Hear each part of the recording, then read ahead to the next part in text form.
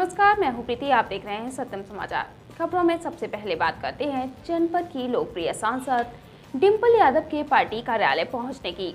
जनपद की लोकप्रिय सांसद डिंपल यादव समाजवादी पार्टी कार्यालय पहुंची। यहां उन्होंने समाजवादी पार्टी के वृद्ध कार्यकर्ताओं के आश्रितों को जहां चेक दिया है, वहीं पत्रकारों से भी वार्ता की है। उन्होंने एक बड़ा बयान भी दिया है, आइए आपको भी दिखाते हैं। बता दें कि समाजवादी पार्टी कार्यालय पर 25 अगस्त के दिन कार्यकर्ता, नेता और पदाधिकारी का जमावड़ा सुबह से ही होने लगा था और आखिरकार लगता भी क्यों ना, क्योंकि समाजवादी पार्टी के राष्ट्रीय अध्यक्ष और उत्तर प्रदेश के पूर्व मुख्यमंत्री अखिलेश यादव की पत्नी और मैनपुरी से लोकप्रिय सांसद डिंपल यादव पार्टी कार्यालय पहुंची थी, जिसकी तस्वीरें आपके सामने हैं।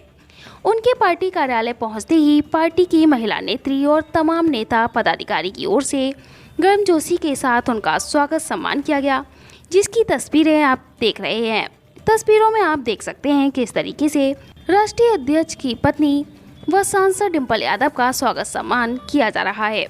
डिंपल यादव यहां समाजवादी पार्टी के कार्यकर्ता, पदाधिकारी, जिनके परिवार के लोग हादसों, बीमारी और तमाम कारणों से व्रत हुए थे, ऐसे लगभग सभी आश्रितों को आर्थिक सहायता के रूप में चेक प्रदान करने के लिए पहुंची थी।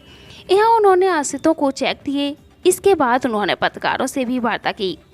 पत्रकारों से वार्ता करते हुए उन्होंने क्या कुछ बताया, यह जरा आप भी सुनिए। मेरा क्षेत्र है तो उसके लिए मकसद की ज़रूरत नहीं होती है, लगातार जी जन सुनवाई सुनिए जी हम लोग काफ़ी सारे, क्योंकि बारिश बहुत तेज़ हो रही है और मैनपुरी में काफ़ी घटनाएं हुई हैं, तो हम यहाँ परिवार वालों की मदद करने के लिए आए थे, जिससे मैं मिलके गई थी पिछली बार। तो उनको मैंने वादा किया था कि आपकी सहायता की जाएगी समाजवादी पार्टी द्वारा, तो उसी कार्यक्रम के अंतर्गत आज हम मैनपुरी आए। कितनी संख्या रही होगी सांसद जी आश्रितों को मदद देने वाली? 12 13 एक का कल जी वो डिस्क्लोज नहीं करेंगे, क्योंकि हम लोग अलग अलग लोगों को अलग अलग धनराशि दी गई है। ये दैवीय आपदा वाले लोग थे या कोई ऐसे भी थे जो क्राइम में अपना परिजन खो बैठे? मैं समझती हूँ एक क्राइम वाले भी थे और दैवीय आपदा वाले भी थे और दुर्घटना वाले भी थे। कवित्री मधुमिता हत्या सरकार ने उनके आरोपियों को बरी किया है और वो मधुमिता उनकी बहन सुप्रीम कोर्ट सी गई है, उनको राहत नहीं मिली। क्या सरकार इसी तरीके से जो आरोपियों, बहुत ही निराशाजनक स्थिति है उत्तर प्रदेश में महिलाओं के लिए, और मैं समझती हूँ कि गुजरात में भी इसी तरह का किस्सा है, जहाँ पे जो लोग कन्विक्ट किए गए थे उनको रिहा किया गया है और जहाँ पे भाजपा के लोगों ने उनकी फूल और मालाओं से उनका स्वागत किया है। तो बहुत ही अलग परिस्थितियाँ हैं भारत जिससे गुजर रहा है, जहाँ एक तरफ महिलाएं सुरक्षित नहीं है और जो लोग कन्विक्टेड है उनको छोड़ा जा रहा है और भाजपा के लोग उनको मालार्पण करके उनका स्वागत कर रहे हैं। तो अलग तरह का मैसेज दिया जा रहा है पूरे देश भर में महिलाओं के खिलाफ। कहा यह जा रहा है कि अच्छे आचरण के चलते उन्हें छोड़ा गया है। मैं समझती हूँ कि जिस तरह की घटना थी वो, जहाँ महिला प्रेग्नेंट थी, जहाँ उसके साथ लगातार दुष्कर्म किया गया, जहाँ उनके परिवार वालों को मारा गया, तो इस तरह का जो छोड़ा गया है मैं समझती नहीं वो ठीक। ओम प्रकाश राजभर हमेशा विवादों में रहते हैं, एक कौम के ऊपर प्रहार किया है और कौम के ऊपर अभी हाल ही में आप सबको देखना चाहिए कि उन्होंने चंद्रयान पे क्या टिप्पणी करी है, तो सबको इस बात का संज्ञान और सबको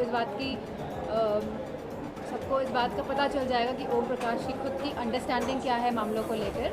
अब वो खाली मीडिया में बने रहने के लिए इस तरह की टिप्पणियां करते रहते हैं। सपा सांसद सफीकुर रहमान बर्क ने कहा है कि योगी जी हमारे दोस्त हैं, दुश्मन नहीं है। अचानक इस तरीके का किसने कहा है? सपा सांसद हमारा कोई भी दुश्मन नहीं है, हम लोग हिंदू हैं और हिंदू धर्म का जो धर्म है वो सनातन धर्म है, तो सनातन धर्म में कोई दुश्मन नहीं होता है और मुझे खुशी है अगर उन्होंने ये बात कही है। तो मैडम सबसे ज़्यादा सत्ता पक्ष को इस समय जो है व्याप्त वो सपा से, कारण ये है कि यूपी में सपा के अलावा आपको समझना चाहिए कि डबल इंजन की सरकार थी, जहाँ 10 साल केंद्र सरकार को पूरे होने जा रहे हैं, वहीं 7 साल हमारी राज्य सरकार के भी पूरे होने जा रहे हैं और बहुत सारी उम्मीदें थी और बहुत सारे वादे किए गए थे जनता को, हमारे युवाओं से बहुत सारे वादे किए गए थे, किसानों से वादे किए गए थे, महिलाओं से वादे किए गए थे और अपने वादों पे ये बिल्कुल खरी नहीं उतरी है।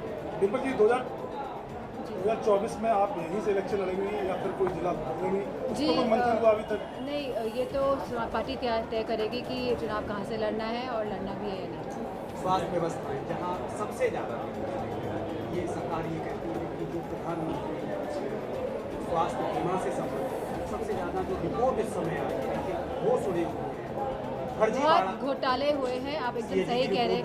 कैग रिपोर्ट के अंतर्गत बताया गया है कि बहुत सारे ऐसे लोग जो मर चुके हैं उनके अगेंस्ट में भी इस तरह के स्वास्थ्य की और करोड़ों रुपए निकाले गई है राशि। तो ये बहुत बड़ा घोटाला है। यही घोटाला नहीं है, हमारे रोड कंस्ट्रक्शन के घोटाले हैं और जहाँ तक बहुत बड़े बड़े घोटाले आप देखेंगे सामने आएंगे। और ये खाली 5 किलो राशन दे के लोगों को सीमित रखना चाहते हैं। लोगों को जहाँ ये बात करते हैं कि लोग पर्याप्त बने, आत्मनिर्भर बने, लेकिन ये निर्भर रखना चाहते हैं। ये नहीं चाहते हैं कि समाज एक साथ आगे बढ़े, तो लोगों में फूट कराते हैं और शासन करने की इनकी खाली रणनीति रहती है।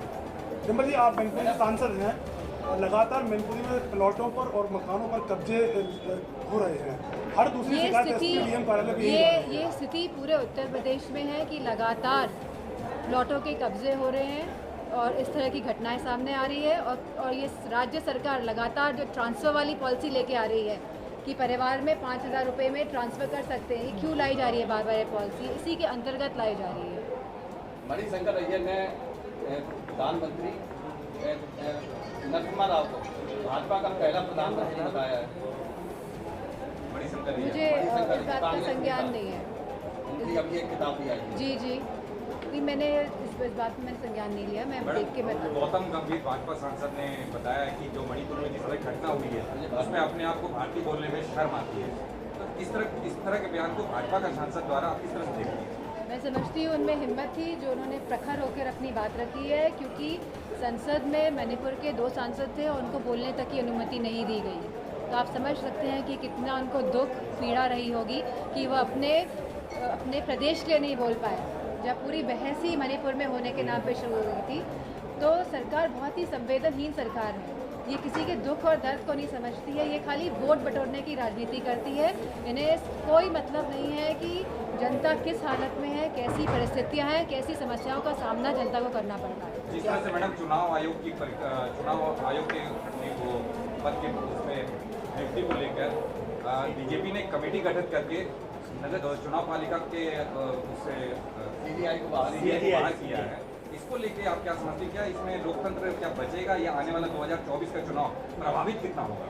मेरा अनुमान है कि 2024 का चुनाव है वो हमारे संविधान जो बाबा भीमराव अंबेडकर जी ने दिया है उसको बचाने का ये चुनाव है। जहाँ तक 80% की राष्ट्रीय जिसने बात करी है, तो हम सभी चाहते हैं कि जो आखिरी पंक्ति में जो इंसान खड़ा है, जो हमारे देश के लोग खड़े हैं, उनको हक और सम्मान मिले। बताया कि जो मणिपुर में जिस तरह घटना हुई है उसमें अपने आप को भारतीय बोलने में शर्म आती है। तो इस तरह के बयान को भाजपा का सांसद द्वारा आप किस तरह से देखती हैं? मैं समझती हूँ उनमें हिम्मत थी जो उन्होंने प्रखर होकर अपनी बात रखी है, क्योंकि संसद में मणिपुर के 2 सांसद थे और उनको बोलने तक की अनुमति नहीं दी गई। तो आप समझ सकते हैं कि कितना उनको दुख पीड़ा रही होगी कि वह अपने प्रदेश के लिए नहीं बोल पाए। जब पूरी बहस ही मणिपुर में होने के नाम पे शुरू हो गई थी, तो सरकार बहुत ही संवेदनहीन सरकार है। ये किसी के दुख और दर्द को नहीं समझती है, ये खाली वोट बटोरने की राजनीति करती है। इन्हें कोई मतलब नहीं है कि जनता किस हालत में है, कैसी परिस्थितियां हैं, कैसी समस्याओं का सामना जनता को करना पड़ता है। जिस तरह से मैडम चुनाव आयोग के पद के उसमें नियुक्ति को लेकर बीजेपी ने कमेटी गठित करके नगर चुनाव पालिका के उससे सीबीआई को बाहर किया है। इसको लेके आप क्या समझते हैं? क्या इसमें लोकतंत्र क्या बचेगा या आने वाला 2024 का चुनाव प्रभावित कितना होगा? मेरा अनुमान है कि 2024 का चुनाव है वो हमारे संविधान जो बाबा भीमराव अंबेडकर जी ने दिया है उसको बचाने का ये चुनाव है। जहाँ तक 80% की राष्ट्रीय जिसने बात करी है, तो हम सभी चाहते हैं कि जो आखिरी पंक्ति में जो इंसान खड़ा है, जो हमारे देश के लोग खड़े हैं, उनको हक और सम्मान मिलना चाहिए। सांसद मैडम, प्रधानमंत्री के आर्थिक सलाहकार देवराव जी, उन्होंने एक आर्टिकल में और ये कहा था कि भारतीय संविधान को अब बदलने की जरूरत है। जी, क्या ब्रिटिश काल को ये लागू करना चाह रहे हैं? वाला वक्त जो हुआ जिस तरीके से हर 17 साल की एक कई जगह मैं समझती हूँ आने वाला जो चुनाव है वो लोकतंत्र को और बाबा राव भीम साहब अम्बेडकर जी के संविधान को बचाने का चुनाव है। ये हमारे हक, सम्मान और अधिकार का चुनाव होने जा रहा है। तरीके से ये बयान दिलाए जा रहे हैं कि एक जिम्मेदार व्यक्तित्व पे है, क्या प्रधानमंत्री या संबंधित भाजपा एक कॉकटेल की तरह काम कर रही है अधिकारियों को सामने ला कांग्रेस प्रवक्ता पवन खेड़ा ने कहा है कि बीजेपी जैसी और पार्टियों को परिवारवाद का आरोप लगाती है। क्या वो ये तय कर सकते हैं कि जो परिवारवाद वाली पार्टी वो उनके गठबंधन में शामिल नहीं होगी, यहाँ भी है नहीं? आपको मैं बहुत ही ये रिकॉर्ड मत करिएगा। तो ये जो परिवारवाद वाला तो सभी जानते हैं भाजपा में कितना बड़ा परिवारवाद है। तो हमारे एक सांसद जी थे, सबने क्विट इंडिया मूवमेंट को लेकर प्रदर्शन किया हाउस के बाहर एंड सबको पकड़ाई गई तख्तियाँ। तो वो परिवारवाद वाले ही थे, तो उन्होंने देखा अरे मैं तो परिवारवाद वाली, इसको बदलिए करप्शन वाली दीजिए मुझे। तो मैं समझती हूँ कि परिवारवाद है ये खाली एक आँखों में पट्टी बांधने के लिए ये सब बातें कहते हैं, क्योंकि हम सब की आइडेंटिफिकेशन है, ये जो हमारी आइडेंटिटी है इसको ख़त्म करना चाहती है भाजपा वाले। क्योंकि हम लोग काम कर रहे हैं, जनता पसंद कर रही है, लेकिन वो आइडेंटिटी को कैसे अटैक करें, तो इसकी रणनीति के तहत ये परिवारवाद पे ये उंगली उठाते हैं, बल्कि इनके खुद ही परिवारवाद है पूरी भाजपा। चंद्रयान 3 लैंड हुआ है साउथ पोल पर जाके, कैसे देखते हैं? मैं समझती हूँ बहुत बड़ी उपलब्धि है।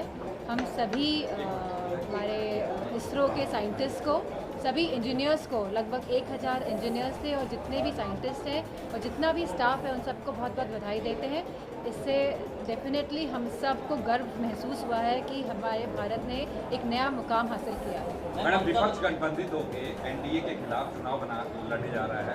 गठबंधन का नाम इंडिया रखा गया है। क्या लगता है आपको इंडिया नाम से आपको एडवांटेज मिलने वाला है या गठबंधन के कुछ अलग से ताकत या कुछ एजेंडा हो? मैं समझती हूँ इंडिया नाम ताकत तो है गठबंधन की, क्योंकि इसमें सब रीजनल पार्टीज हैं और ऐसी रीजनल पार्टीज हैं जो बहुत स्ट्रॉन्ग हैं अपने अपने क्षेत्र में। और जब ये सब रीजनल पार्टीज एक साथ एक मंच में आई हैं तो इसका इम्पैक्ट तो पड़ेगा ही। और इंडिया नाम का भी बहुत इम्पैक्ट है, और स्पेशली युवाओं में, चाहे वो शहरी युवा हो चाहे वो ग्रामीण युवा हो, उन सब में बहुत बड़ा इस पे इम्पैक्ट पड़ा है। उत्तर प्रदेश बहुत बड़ा राज्य है, ऐसे में सीटों को बंटवारा को लेकर बहुत बड़ी समस्या पैदा हो सकती है। एनडीए में 2 आई लगा दी हमारा एनडीए चुराने के लिए।